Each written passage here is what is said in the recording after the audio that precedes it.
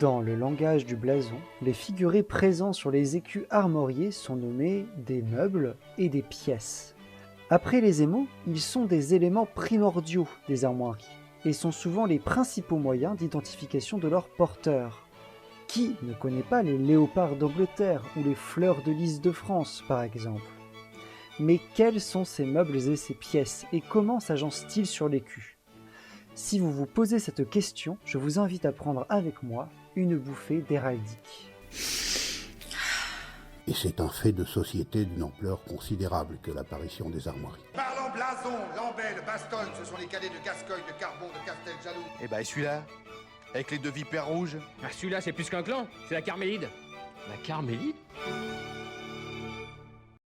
Bonjour à vous, chers auditeurs et auditrices, et bienvenue dans ce nouvel épisode du podcast Une bouffée d'héraldique. Il s'agit du 3e épisode d'une série introductive sur l'héraldique. De ce fait, si vous êtes connaisseur ou connaisseuse de ce sujet, je vous invite à vous tourner plutôt vers les épisodes suivants, entre armoiries légendaires, anecdotes héraldiques et blasons de fantasy. La bibliographie utilisée pour écrire cet épisode est disponible en description, mais aussi sur les publications qui lui sont associées sur les réseaux sociaux Facebook et Instagram du podcast. De même, j'ai mis à votre disposition les illustrations des armoiries mentionnées tout au long de cet épisode sur les 2 réseaux sociaux. Suite à ces préliminaires techniques, je vous propose de commencer cet épisode par un exposé sur les meubles héraldiques. Donc ce qu'on fait, on prend nos meubles et on les emmène là-bas. Comme ça on n'est plus emmerdé. Attendez. Vous prenez des meubles du château et vous les emmenez à la taverne. Les meubles sont des figurés héraldiques dont la place sur l'écu armorié peut varier, comme les meubles de Perceval et Caradoc dans Camelot d'ailleurs. Et c'est de là que vient leur nom. Ils sont mobiles. Il peut s'agir d'animaux ou de végétaux, mais aussi d'outils, d'êtres humains ou de symboles plus abstraits. Le meuble le plus répandu, et dès le Moyen-Âge central, est sans conteste le lion, au point qu'un adage attesté dès le XIIe siècle édicte « Qui n'a pas d'arme porte un lion ». Notons que les armoiries représentent rarement les meubles de manière réaliste. Il s'agit avant tout de symboles ou de concepts. Il n'est donc pas rare de voir des animaux de couleur surréaliste, comme le lion du royaume de Léon dans la péninsule ibérique, d'argent au lion de pourpre. Mais ce n'est pas tout. Ces meubles sont aussi stylisés à l'extrême. La perspective est absente et les proportions sont rarement respectées. Ainsi, les organes significatifs d'un animal, comme la langue, les griffes ou la queue chez le lion, mais aussi les fruits des végétaux, sont en général exagérés, et leur émail est souvent différencié. Cela amène d'ailleurs à l'utilisation d'un vocabulaire précis et complexe que nous n'approfondirons pas ici. Enfin, les meubles sont parfois déformés afin de s'adapter aux contours de l'écu et d'en occuper la plus grande surface possible. Cette stylisation devient de plus en plus normée au fil des siècles et amène à la différenciation stricte de meubles pourtant similaires. Mais pour que cela soit plus clair, reprenons l'exemple du lion, qui pullule donc sur les armoiries réelles ou imaginaires, comme sur celle du chevalier Yvain dans le cycle arthurien. Qu'est-ce qu'il a fait encore? Monsieur Yvain raconte à tout le monde qu'il s'appelle le chevalier au lion. Le chevalier au lion? En quel honneur? Il dit que ça fait hyper classe.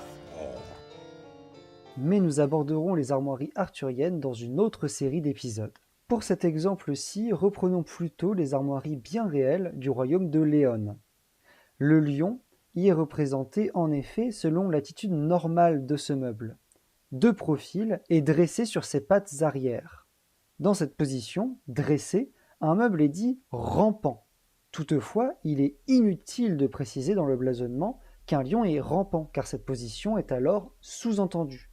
Au contraire du lion, le léopard héraldique est toujours représenté avec la tête de face et en position horizontale, c'est-à-dire qu'il est passant, comme dans les armoiries du royaume d'Angleterre. De gueule à 3 léopards d'or armés et lampassés d'azur, donc aux griffes et aux langues bleues.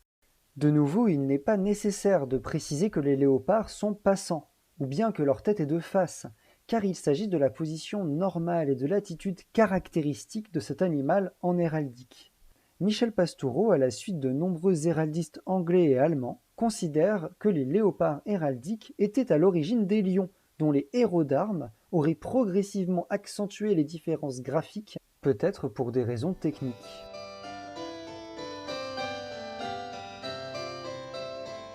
Il existe d'ailleurs des armoiries très anciennes qui semblent maintenant figurer d'étranges mélanges entre le lion et le léopard.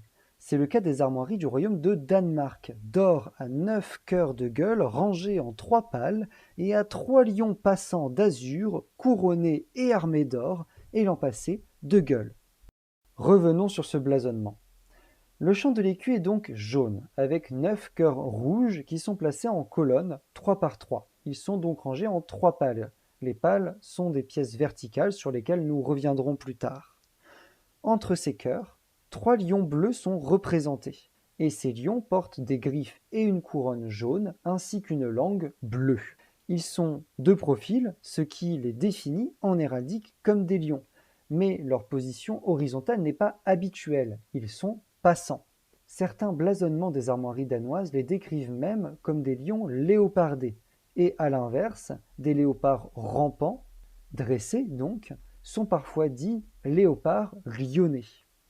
L'ancienneté de ces armoiries, connue par un sceau du roi Knut VI à la fin du XIIe siècle, va dans le sens de la théorie selon laquelle la distinction entre le lion et le léopard est plutôt tardive et s'est construite progressivement. Voilà donc pour les meubles. Mais les armoiries du royaume de Danemark mentionnent, avec le pal, un autre type de figuré héraldique. Ce sont les pièces.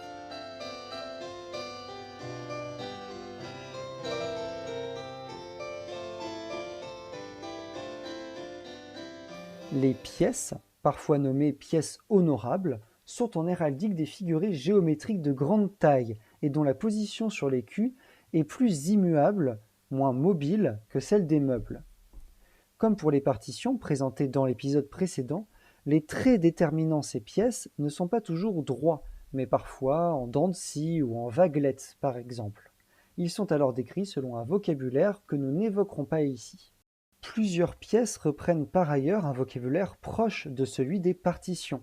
Le pal, qui fait penser au palais, précédemment évoqué, est une pièce verticale comme sur les armoiries de la maison des comtes de Barcelone, d'or à 4 pales de gueule. La face, qui fait penser au facet, est une pièce horizontale comme sur les armoiries du royaume d'Autriche, de gueule à une face d'argent. La bande, qui rappelle le bandé, est une pièce diagonale partant du haut de l'écu à gauche, comme dans les armoiries de la ville de Strasbourg, d'argent à la bande de gueule. La barre, plus rare, et qui fait bien sûr penser au barré, est à l'inverse une pièce diagonale partant du haut de l'écu à droite. La croix reprend la disposition de l'écartelé, en additionnant une face et un pal, comme dans les armoiries du comté puis du duché de Savoie, de gueule à une croix d'argent. Enfin, le sautoir reprend la disposition de l'écartelé, en sautoir, en additionnant une bande et une barre. L'exemple le plus célèbre de sautoir est sans doute la croix de Saint-André, qui apparaît sur le drapeau de l'Écosse, mais pas sur les armoiries de ce royaume. Je vous laisse donc avec comme illustration du sautoir ce drapeau, à défaut d'un écu armorié. Il existe aussi des pièces qui ne reprennent pas ces partitions mais restent tout aussi importantes.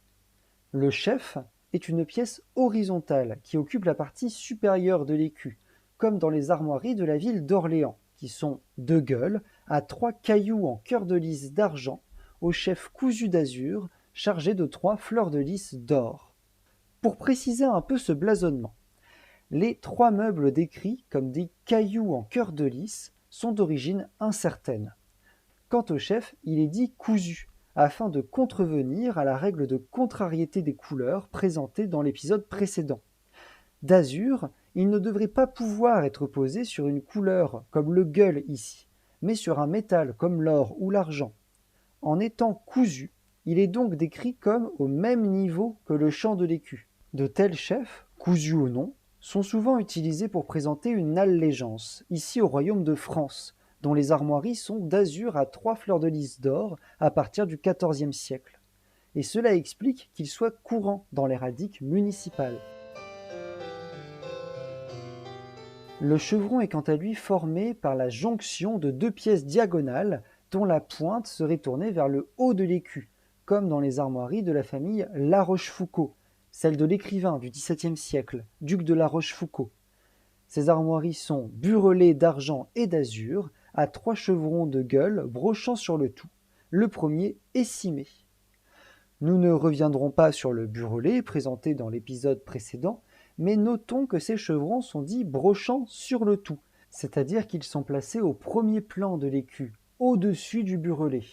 En outre, le premier chevron est écimé, c'est-à-dire qu'il n'a pas de pointe, contrairement aux deux autres. La bordure est une pièce qui suit les contours de l'écu armorié, comme sur les armoiries du duché de Bourgogne avant le XIVe siècle, bandée d'or et d'azur, à la bordure de gueule. Mais il ne faut pas confondre des armoiries portant une bordure avec des armoiries portant un écusson, qui est une pièce en forme de petit écu, comme dans les armoiries de la ville de Barbezieux en Charente, d'or à l'écusson d'azur. Alors certes, les armoiries de la ville de Barbezieux sont beaucoup moins connues que celles auxquelles je vous ai déjà habitué, mais il s'agit tout d'abord d'un fief de la grande famille de La Rochefoucauld, et en plus du berceau d'une race de poules que j'apprécie tout particulièrement, comme quoi une passion insolite en cache parfois une autre.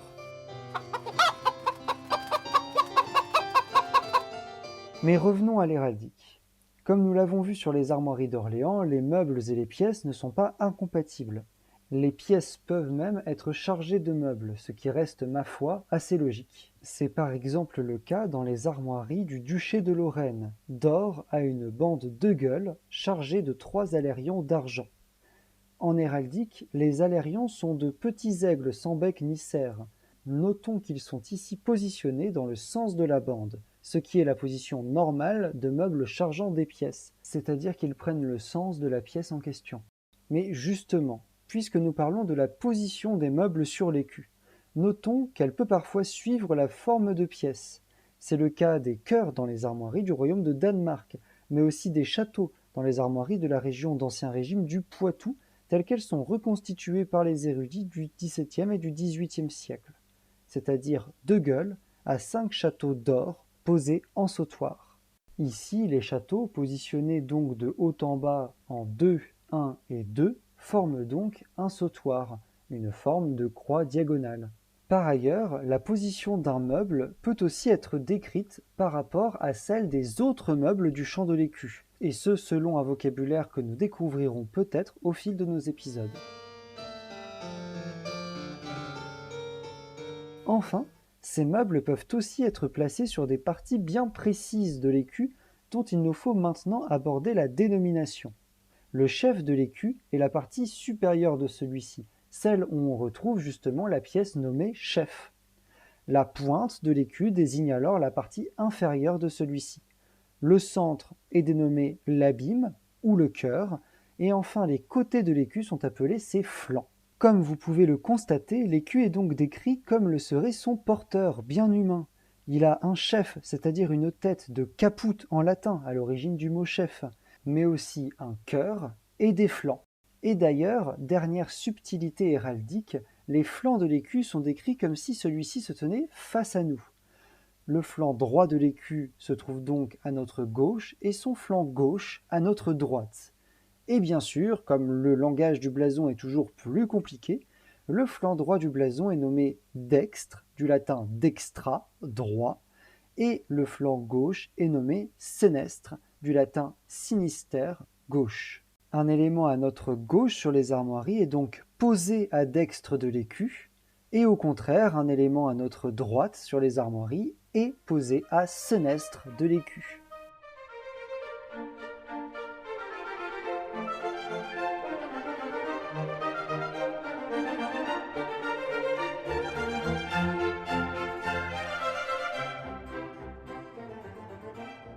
Et c'est sur ce mindfuck héraldique que je vais clore cet épisode. Le prochain portera sur les ornements extérieurs de l'écu, qui sont une autre manière de faire des armoiries une métaphore de leur porteur. À bientôt pour une nouvelle bouffée d'héraldique.